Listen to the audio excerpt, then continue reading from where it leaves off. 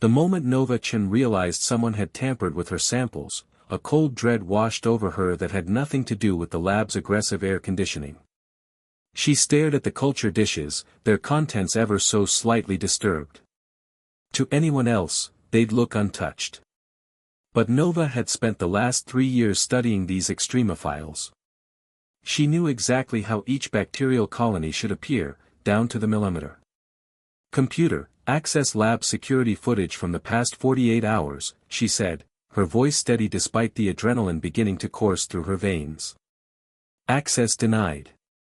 Security clearance insufficient." Nova blinked. "That's not possible. Override Chen, Alpha, 719. Override rejected." "Well, that's new," she muttered, reaching for her phone to call security. Before her fingers could dial, the device buzzed with an incoming message from an unknown sender. "Don't alert anyone. Your microbes are more important than you know. Meet me at Crater Lake. 1 hour. Come alone or everyone dies, asterisk." Nova snorted. Dramatic much? But the timing was too perfect to be coincidence. Someone had hacked the lab security, tampered with her samples, and now wanted a clandestine meeting at one of the most isolated spots in the state. Classic villain stuff. She should call the FBI. Or at least her boss. Instead, Nova found herself grabbing her sample case and heading for the parking lot. Something about this felt bigger than protocol. 47 minutes later, she stood at the edge of Crater Lake, its surface a perfect mirror of the cloudless sky above. The volcanic caldera was deserted, unusual for a Saturday, but convenient for clandestine meetings with potential bioterrorists. "Dr. Chen," a voice called from behind her. "Thank you for coming." Nova turned, expecting to see some shadowy government type or perhaps an industrial spy from a competing biotech firm. What she saw instead made her sample case slip from her fingers and thud onto the rocky ground. The figure was humanoid, but only in the loosest sense. Its proportions were wrong, limbs too long, torso too narrow. The skin shimmered with an iridescence that reminded Nova of beetle shells, and where a human would have a face, this being had a series of ridges and sensory organs arranged in a pattern that her brain struggled to process. "You're not wearing a mask," Nova said stupidly, her scientific mind temporarily short-circuiting. The creature made a sound that might have been laughter. "Very observant." "No, this is my actual appearance, though I've modified it somewhat to be less distressing to human sensibilities." "Less, right." Nova took a step back. What are you?"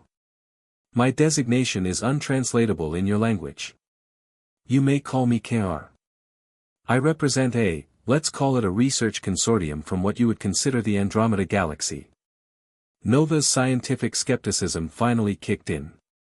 Andromeda is 2.5 million light-years away. Even if faster-than-light travel were possible. "It isn't," KIR interrupted. "Not in the way you're thinking. We use dimensional folding. But that's irrelevant to our discussion." "And what exactly is our discussion about?" Nova asked, kicking herself for not bringing a weapon. Though what good would a gun do against a being that could apparently travel between galaxies? "Your work with extremophiles. Specifically, the bacteria you've isolated from deep-sea thermal vents that can survive in environments of extreme pressure, temperature, and toxicity." Nova felt a chill. Her research was cutting-edge but hardly classified. Still, how would an extraterrestrial even know about it? "We've been monitoring Earth's scientific developments for some time," KIR continued, as if reading her thoughts. "Most of it is, frankly, primitive. But your microorganisms, they're quite special." "Special how?" "Earth evolved in isolation from the rest of the galactic community.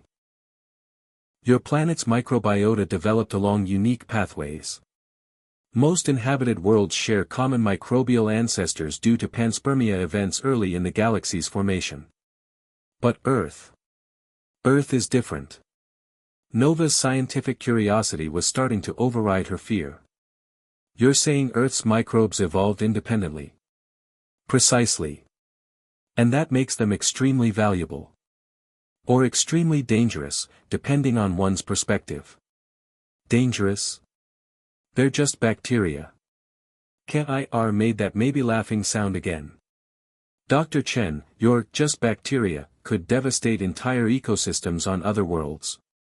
They could be weaponized in ways your limited understanding of interstellar biology cannot comprehend. Nova thought of her extremophiles, capable of surviving crushing pressures and temperatures that would boil human blood. Capable of metabolizing compounds toxic to most life forms. Yeah, she could see why someone might want to weaponize them. And let me guess. Your research consortium wants them for purely scientific purposes. Nova didn't bother hiding her skepticism. Actually, no. I want to prevent them from being weaponized. Which is why I removed your most promising samples before they could be stolen. Wait, you're the one who tampered with my cultures. I replaced them with similar but non-viable strains. The real samples are secure. Nova crossed her arms. And I should believe you because in approximately 16 of your minutes, representatives from the Voth hegemony will arrive at your laboratory to acquire your extremophiles by force. They're considerably less interested in your survival than I am. As if on cue, Nova's phone buzzed. A text from her lab assistant, * strange government types here asking for you. Super weird vibe. What should I tell them, *? Nova looked up from her phone to find KIR extending a hand, or what passed for one. Dar. Chen, I regret that your planet has been drawn into an interstellar conflict. But right now, we need to leave. I promised to explain everything, but we're out of time. This is insane, Nova said, even as she found herself reaching for the alien's hand. I'm not going anywhere until you explain what's. The world seemed to fold in on itself, colors inverting and gravity shifting. Nova's stomach lurched as reality rearranged itself around them. When everything stabilized, they were standing in what appeared to be an ordinary hotel room, albeit one with strange modifications to the lighting and furniture. Happening, Nova finished weakly, then promptly threw up in a nearby wastebasket. Dimensional translation sickness, KIR said apologetically. It will pass. What the hell was that? Nova demanded once she could speak again. As I mentioned, dimensional folding. Limited range, unfortunately, about 50 of your kilometers, but sufficient for our immediate needs. Nova sank onto the edge of the bed, which was uncomfortably firm and seemed to vibrate slightly. Start talking. Who are the Voth whatever, why do they want my bacteria, and why should I trust you?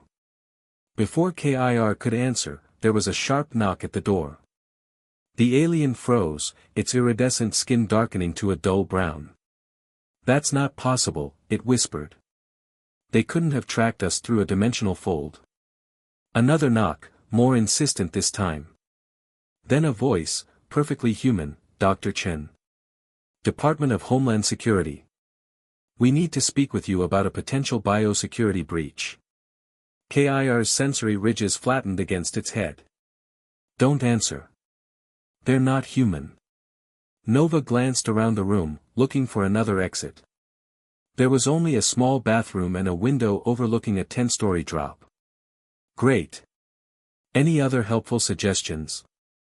The door burst open, the lock splintering with a crack. A man and woman in nondescript dark suits entered, their movements too smooth, too coordinated to be natural. Their faces were blandly pleasant, but their eyes. Nova shuddered. Their eyes were wrong, somehow both flat and too intense. Dr. Nova Chen, the woman said, her voice just slightly off cadence. You will surrender the extremophile samples and accompanying research data. KIR stepped forward, its form shifting, becoming more angular. She doesn't have them. I've secured the samples. The male agent's head tilted at an uncomfortable angle. Kervola Neth. Your interference is noted and will be reported to the Concordat. Step aside. The Concordat has no authority here, Kir replied. Earth remains unaligned and protected under the isolation protocols. The female agent smiled, the expression not reaching her eyes. The protocols were suspended when your ship entered Earth's atmosphere. You triggered the exception clause. That's a convenient interpretation, Kir said dryly. Nova had had enough.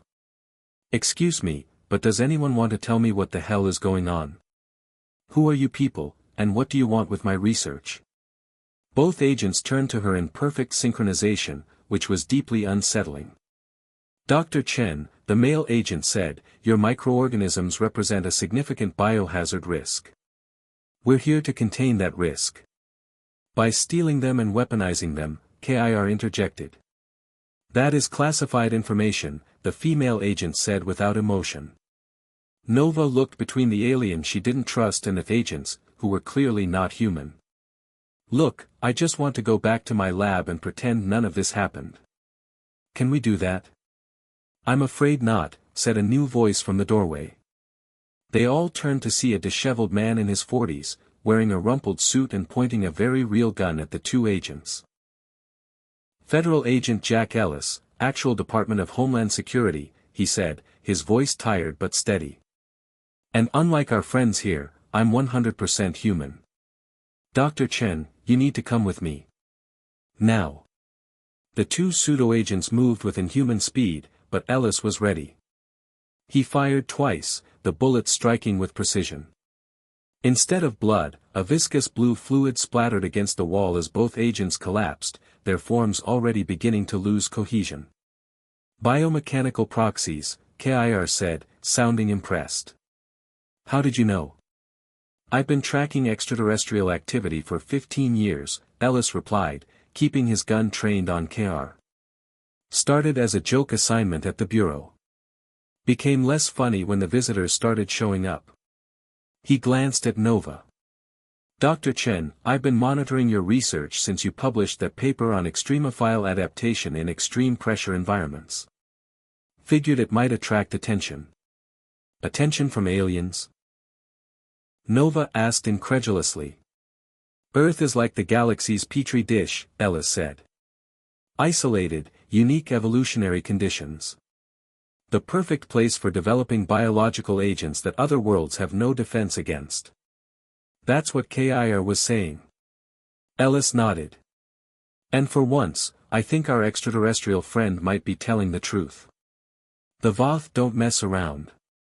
If they want your microbes, it's to weaponize them. And what does our government want with them? Nova challenged. Ellis holstered his weapon. Right now. To keep them out of alien hands while we figure out what's going on. The higher-ups don't even know about the extraterrestrial angle. They think this is about bioterrorism. Conventional, earthbound bioterrorism. Which is actually preferable to what's really happening, Nova muttered. Look, we need to move, Ellis said, checking his watch. Those proxies will have transmitted their location before I took them out. More will be coming. Where can we go? Nova asked. If they found us here, they can find us anywhere. Kir's skin rippled with patterns of light. Not anywhere. My ship has shielding that can block their tracking systems. But it's several hundred kilometers from here. How convenient, Ellis said dryly. And I suppose we just have to trust you. Do you have a better option? Kir asked. Ellis sighed. Unfortunately, no. But we're taking my car. And if you try any dimensional folding business on me, I will shoot you somewhere painful, assuming you have pain receptors. Noted, Kir said, its voice almost amused. Nova looked between them. So that's it? We're just going to run off with an alien to its spaceship. What about my lab? My research? My life? Ellis gave her a sympathetic look. Dr. Chen, I'm sorry, but your life as you knew it ended the moment your bacteria became the galaxy's most wanted bioweapon. We need to keep you and your research safe until we can figure out a diplomatic solution. Diplomatic solution, Nova repeated. With aliens. Welcome to the wider universe, Dr. Chen, Kir said. I assure you, this isn't how first contact is usually handled. Great, Nova said, gathering her sample case and what remained of her dignity. That makes me feel so much better. As they hurried from the hotel room, stepping carefully over the dissolving remains of the alien proxies, Nova found herself caught between hysterical laughter and tears. 3 days ago, her biggest concern had been securing additional funding for her research. Now she was fleeing from alien bioweapon hunters with a government agent and an extraterrestrial who claimed to be on their side. And the most terrifying part? The microbes safely contained in her sample case, her life's work, might be capable of destroying entire alien civilizations. The smallest life forms on Earth had just become the deadliest weapons in the galaxy. The universe, Nova decided, had a particularly twisted sense of humor. Ellis's government-issue sedan wasn't built for speed, but he drove it like someone who'd taken way too many evasive driving courses. Nova gripped the door handle as they took another hairpin turn on the mountain road, her sample case secured between her feet. So, she said, trying to distract herself from their potential fiery death by car crash, you've been tracking aliens for 15 years and nobody believes you? Ellis kept his eyes on the road. Oh, plenty of people believe me. Just not the ones who make policy. We have a small division, heavily compartmentalized. Need to know basis only. And suddenly I need to know. Nova glanced over her shoulder at Kir, who had somehow folded its lanky form into the back seat. The alien was manipulating what looked like a translucent cube filled with shifting light patterns. What are you doing back there? Attempting to contact allies who might assist us, Kir replied without looking up. Though the primitive electromagnetic interference from your planet's communication systems is making it challenging. Sorry, our primitive planet is inconveniencing you, Nova said dryly. That wasn't a criticism, Kir said, missing the sarcasm. Your planet's electromagnetic chaos is actually beneficial. It's one reason Earth has remained relatively unnoticed for so long. Like hiding in a noisy room. Ellis made another sharp turn. Not unnoticed enough, apparently. The discovery of your microbes changed things, Kir explained. Specifically, Dr. Chen's research. You published your findings openly, as humans do. That data made its way to various extraterrestrial intelligence networks. You're saying scientific journals have alien subscribers? Nova asked incredulously. Not directly, but information spreads in unexpected ways. The Voth have been searching for novel bioweapons to use against rival systems. When they discovered your extremophiles could survive conditions that would neutralize their existing biological agents, they decided to go shopping, Ellis finished grimly. And unfortunately, Earth has no interstellar export controls. Nova's mind was racing through the implications. But why would my extremophiles be so dangerous to alien worlds? They're adapted to Earth environments. That's precisely why, Kir said, setting down the cube. Most inhabited worlds in our galaxy share common microbial ancestors from cosmic panspermia events billions of years ago. Their biological defenses evolved against common threats. But Earth's isolation meant your microbes evolved along entirely different pathways. Like introducing an invasive species to an isolated ecosystem, Nova said, understanding dawning. Except on a planetary scale. Exactly. Your extremophiles, which evolved to survive Earth's most hostile environments, would have no natural predators on other worlds. Nothing to check their spread if they were engineered and deployed correctly.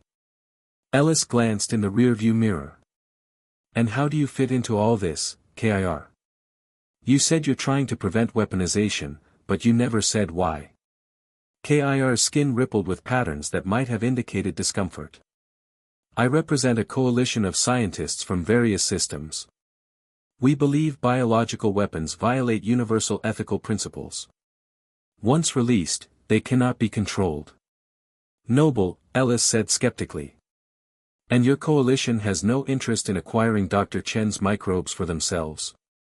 I didn't say that, Kir admitted. We want to study them, yes. But in controlled environments, for defensive purposes only. Nova turned to look directly at the alien. And I'm just supposed to trust you on that? Trust is irrelevant, Kir said. What matters is survival. The Voth will not stop pursuing you or your microbes. They've likely already sent reinforcements. As if on cue, Ellis's phone buzzed. He glanced at it, cursed, and accelerated. What is it? Nova asked. Surveillance alert. 3 black SUVs just left Portland, heading this way. Unmarked, diplomatic plates. The Voth don't waste time, Kir said. How far to your ship?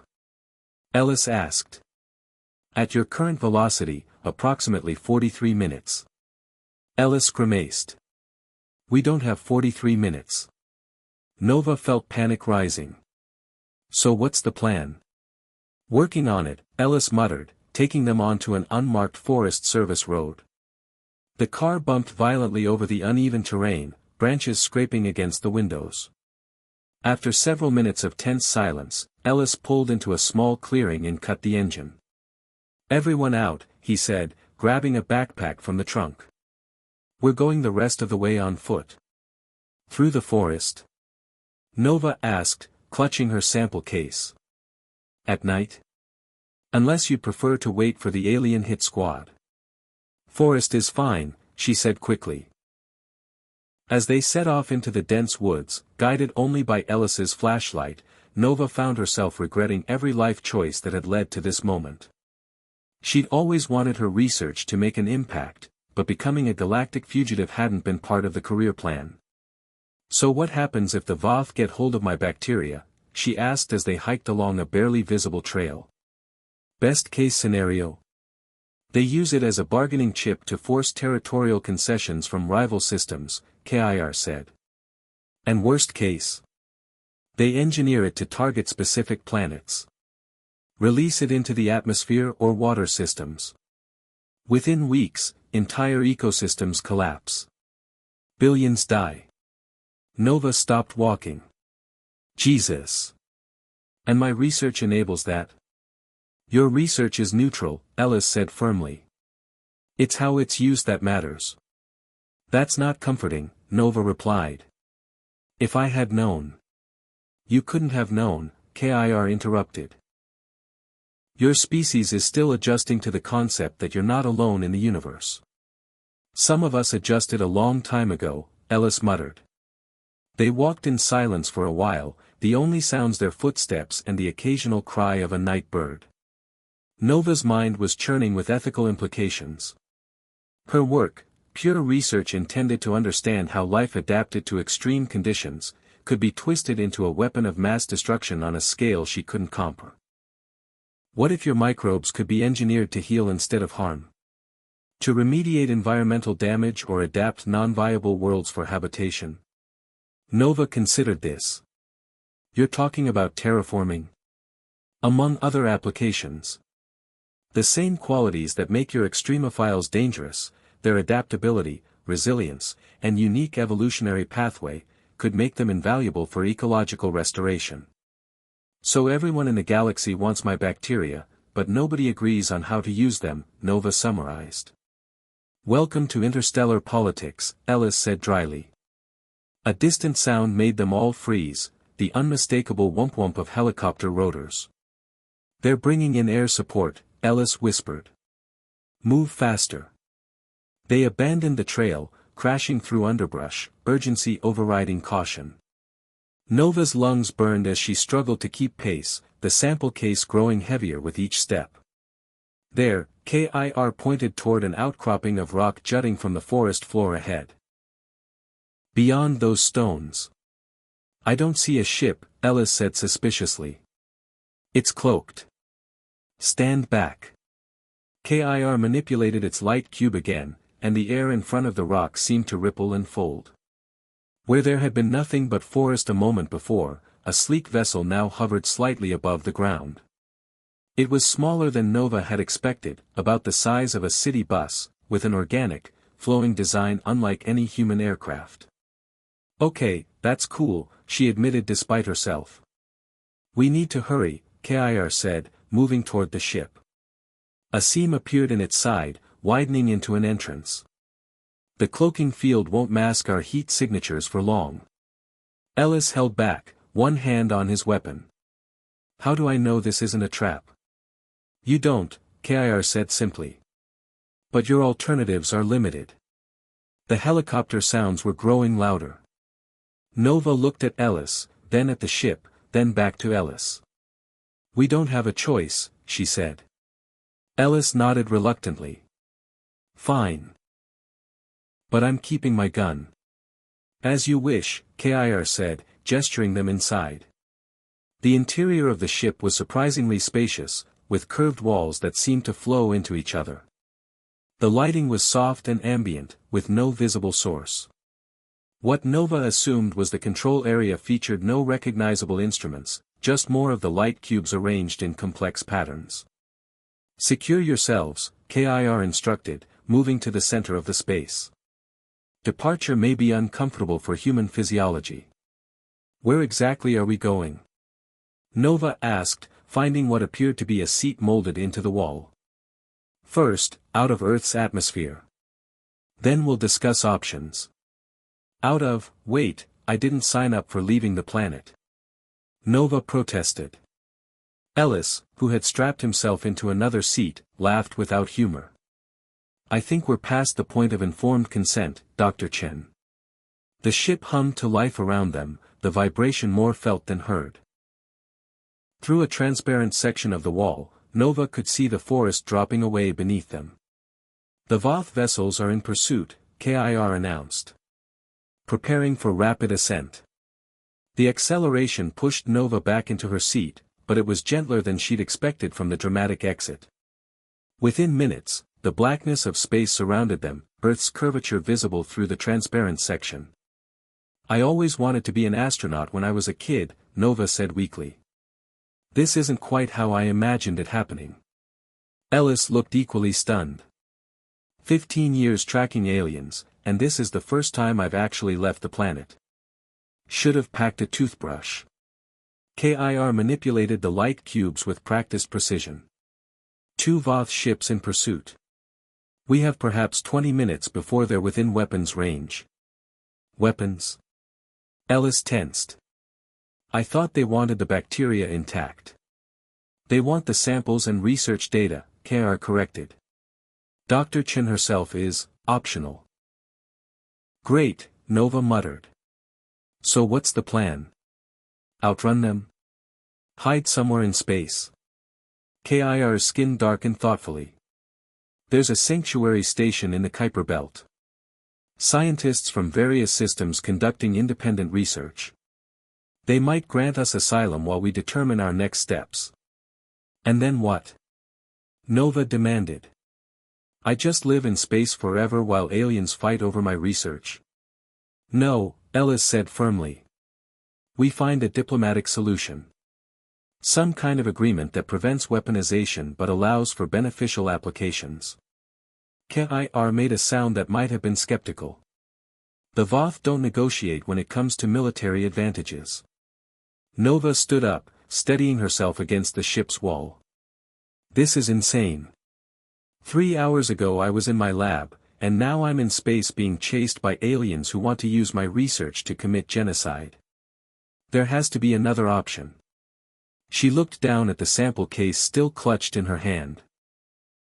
Inside were cultures of the most resilient life forms on Earth, organisms that could survive crushing pressures, extreme temperatures, and toxic environments that would kill any other known life form.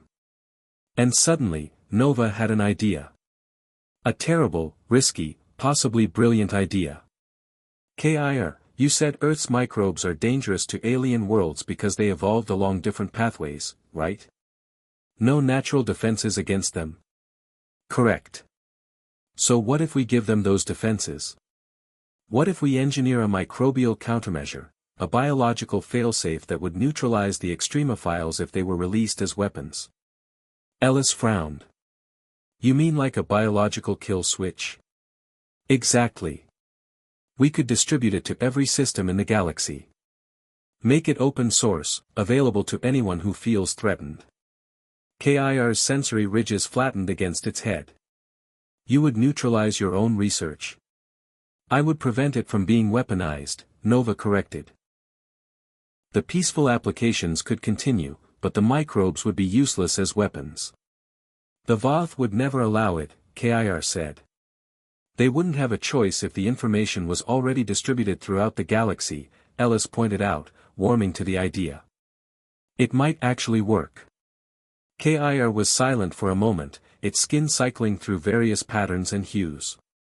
It would require extensive laboratory facilities. And time. The Voth will reach us before. An alarm sound cut through the ship, high-pitched and urgent. What's that? Nova asked, though she already knew the answer wasn't good. The Voth have deployed faster vessels than anticipated. They'll intercept us before we reach the sanctuary station. Ellis unholstered his weapon. Can this ship defend itself? It's a scientific vessel, not a warcraft, KIR said. We have minimal defensive capabilities. Nova looked out at the endless black of space, Earth now a distant blue marble. She'd never imagined her life's work could become a source of such danger, or that she'd be in a position to make decisions affecting countless lives across the galaxy. We need to transmit the idea, she said suddenly. The concept of the biological failsafe. Send it to every scientific network you can access. Even if we could, we don't have the actual formula, Ellis pointed out. But we have the concept. If enough scientists across the galaxy start working on it simultaneously, someone will develop it before the Voth can weaponize my extremophiles. KIR considered this. A distributed research effort, it could work. But we'd need to transmit detailed information about your microbes for others to develop effective countermeasures. Use my research data, Nova said. It's all on my tablet. She pulled it from her bag and handed it to KIR. Everything I know about these extremophiles is in there. You realize this means giving away your life's work, Ellis said softly. No papers, no patents, no recognition. Nova laughed hollowly. Recognition is the least of my concerns right now. KIR took the tablet and connected it to one of the light cubes. I can transmit to approximately 63 scientific networks across 17 systems. It won't reach everyone, but it's a start. Do it, Nova said decisively. As KIR worked, Ellis moved to stand beside Nova at the transparent wall. Below them, Earth continued to recede. You know we might not make it back, he said quietly. I figured. Nova surprised herself with how calm she felt. Worth it, though, if it prevents interstellar genocide. Ellis nodded. For what it's worth, in 15 years of tracking extraterrestrial activity, I've never met anyone who handled first contact as well as you have.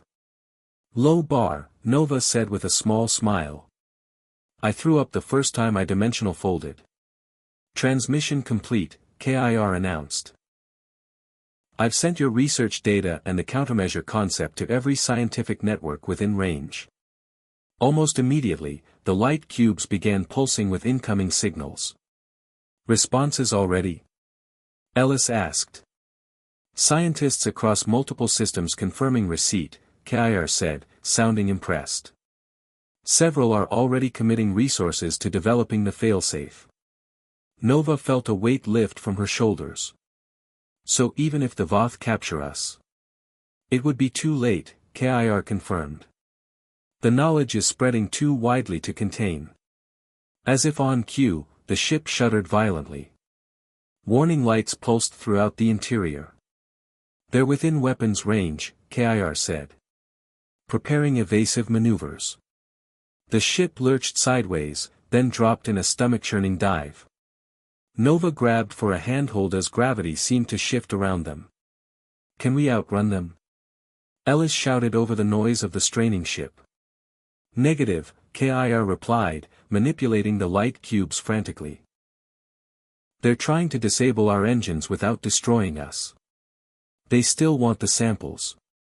Nova looked down at the case containing her extremophile cultures. These microscopic organisms, the smallest of Earth's creatures, had somehow become the most dangerous weapons in the galaxy. And now they were all that stood between them and capture by the Voth. What if we destroy the samples, she suggested. If they're gone, the Voth have no reason to pursue us.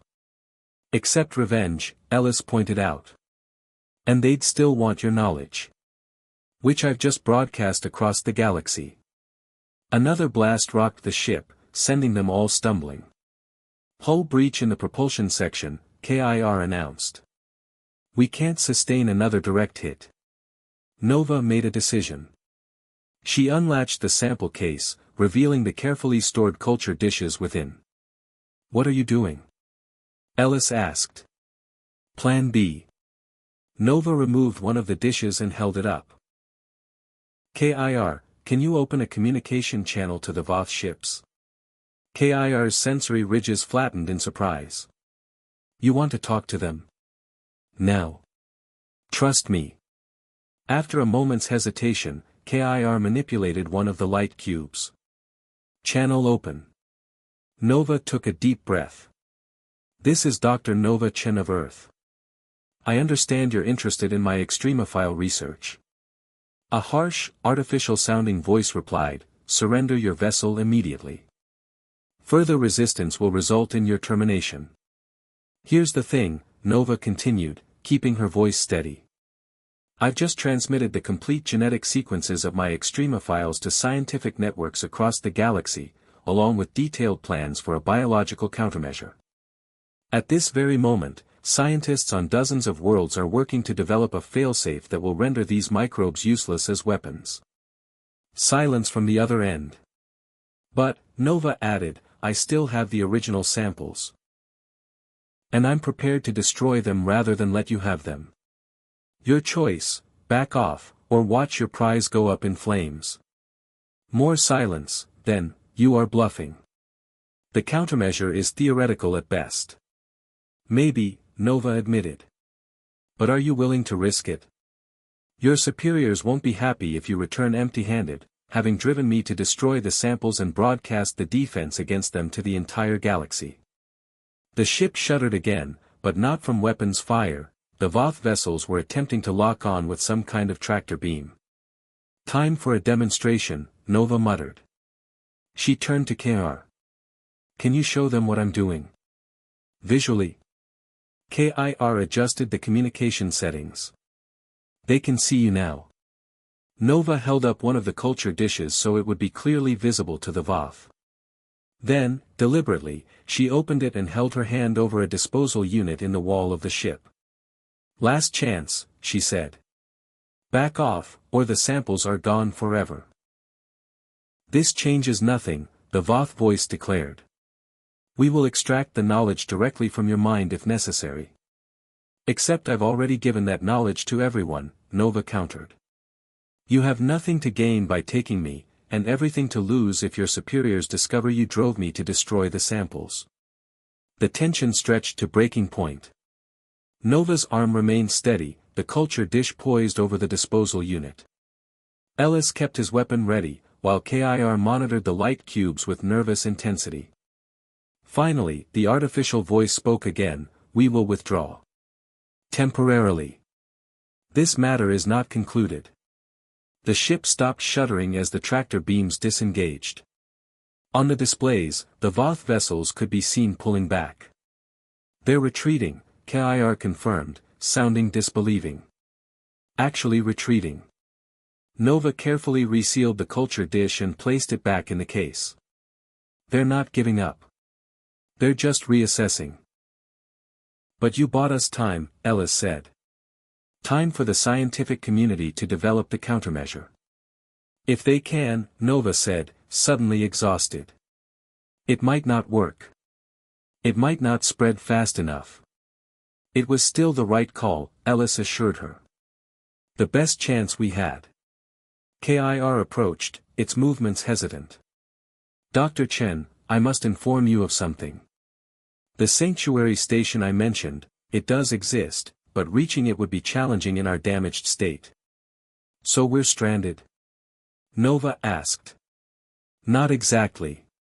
We have enough functional systems for one more transit. Kir paused. We could return you to Earth. Ellis frowned. Would that be safe? The Voth know where to find her. They will be occupied for some time, dealing with the spreading knowledge of the countermeasure. It creates political complications for them.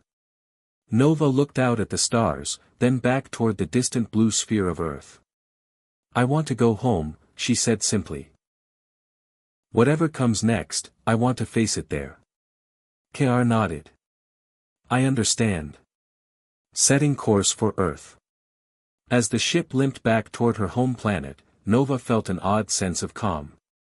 The danger wasn't over, might never be over completely, but something had fundamentally changed. Earth was no longer isolated, no longer hidden in the galactic noise. You realize this changes everything, Ellis said quietly, coming to stand beside her. You're extremophiles, the knowledge that we're not alone, none of this stays secret now. Good, Nova said firmly. Secrets are what got us into this mess. The more people who know, the better chance we have of finding solutions. Kir joined them, its iridescent skin now a peaceful blue. Your approach is unusual. Most species guard their biological knowledge jealously. Maybe that's the problem, Nova replied. Science shouldn't be weaponized. It should be shared, used to solve common problems. An idealistic perspective, Kir said, not unkindly. Nova shrugged. Someone has to be the idealist. As Earth grew larger in their view, Nova thought about how quickly everything had changed. This morning, she'd been a microbiologist studying strange bacteria from extreme environments. Now she was a reluctant player in an interstellar conflict, with her research at the center. The universe was bigger and more complex than she'd ever imagined. And Earth's smallest creatures had just introduced humanity to that universe in the most dramatic way possible. What happens when we land? She asked. Ellis smiled grimly. Paperwork. Lots and lots of classified paperwork. And after that? We prepare, Kir said. The Voth will return eventually. Others will come too, seeking your microbes for various purposes. But you won't face them alone. Nova nodded, watching as the blue of Earth's atmosphere began to envelop the ship. Her extremophiles. Evolved over billions of years in Earth's isolated evolutionary laboratory, had just become the galaxy's most controversial organisms. It wasn't the scientific legacy she'd imagined for herself. But as the ship descended toward home, Nova realized it might be something more important, a first step toward humanity's place in a much larger community. You know, she said, for microscopic organisms, they've made a pretty big impact. Ellis chuckled. The smallest things often do. As the clouds parted beneath them and the landscape of Earth came into view, Nova Chen, microbiologist, reluctant diplomat, and defender of Earth's smallest creatures, prepared to face whatever came next. In the grand scheme of the galaxy, humans might be as insignificant as the bacteria she studied. But as she'd just proven, size wasn't everything. Sometimes, the smallest organisms caused the biggest ripples. And those ripples were just beginning to spread across the stars.